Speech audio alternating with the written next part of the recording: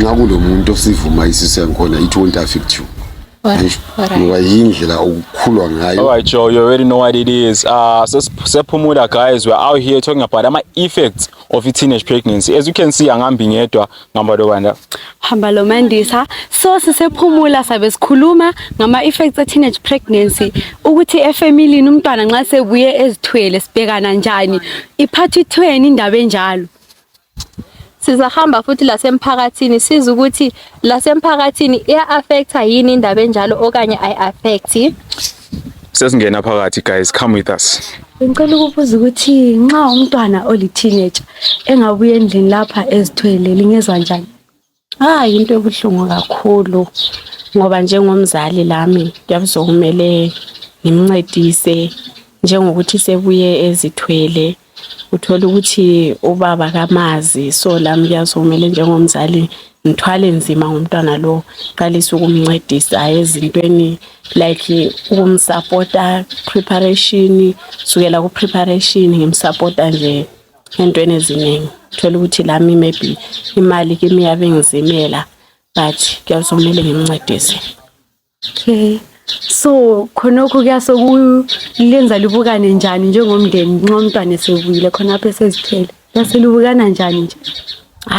Into eyangisa kakhulu mina njengomzali kimi kuyaba kungiyangisa kakhulu, especially nxa kuyikuthi umntwana ebe ngimkhuza maybe engalaleli. So nxa esebuye sezithwele kuyabe sokungihlukumeza kakhulu. Ngaphandle nxa kuyikuthi umntwana lo umntwana oseleminyaka edlulileyo maybe sekubo 20 something esebuye sezithwele, I think kuya explaineka engitshela ukuthi ubaba umntwana ukhona. Bengicela ukubuza lapha ukuthi i-teenage pregnancy i-affecta njani umphakathi or noma ngithi i-family? Affect. Let's just suppose nxa kulomuntu osivuma isisu yankhona it won't affect you.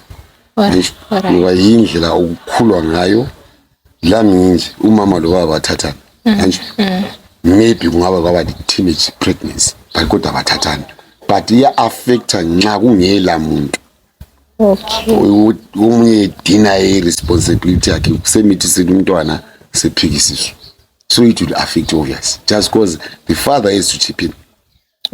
So it will disturb us financially as is parents. So kuya-affecta aku-affect at the same time? This is going to affect me as a parent because I have to buy my Pampers. Suppose it's my last born. Let's just say 15 years. So I have to buy Pampers. Mina azakwanisi nokuthi ngibele umntwana. But sengithola ngisiyathenga ama Pampers. Siyabonga. Subject we see? Ngishaba. So mina ngizwa mo ashela khona. Nombeko. Teenage pregnancy affects ama families. Ucanti family ukuthatha njani ngokuya? For the first oqala abadala ba disappointeka because babekhangela i-future ukuthi ephambili. To ama families be happy umntana ozithalayo because vele i-teenage pregnancy ayivunyelwa. Alright, so cause charisma kuma i-teenage pregnancy ucanti wena abazali kwampana especially uma ukuthi abakwazi vele ukuthi umntwana engage kuma sexual activities ubona ni pressure ngkhona ibanjani kuba njani endlini? Sometimes kwabanye abadala abangakwazi ukubekezela ebantwaneni abanye cina sokukhoza maybe ukuthi abadala bekuxosha endlini ucina usiyahlala komfana la khona siyathola futhi i-abuse. So mentally ubona no-affecta njani umuntu wena ozithwele? Futhi uya-affecteka if esixotshe ngabazali esesiya-abuseka futhi ngale uyabe sefila out of place sezibone ngani asomuntu. Just feel out corner. We brought the vibes to the streets. We covered the topic, a very sensitive topic, teenage pregnancy. This is what they said when it comes to family dynamics. When they face emotional damage, apparently, they affected emotionally, financially. Abasawasi bamsupport njalo umntwana njalo futhi sebemlabhela ezumntwana ongalaleliyo just because uli teenager ebuye pregnant. Tragic, guys, tragic. Also, what's it?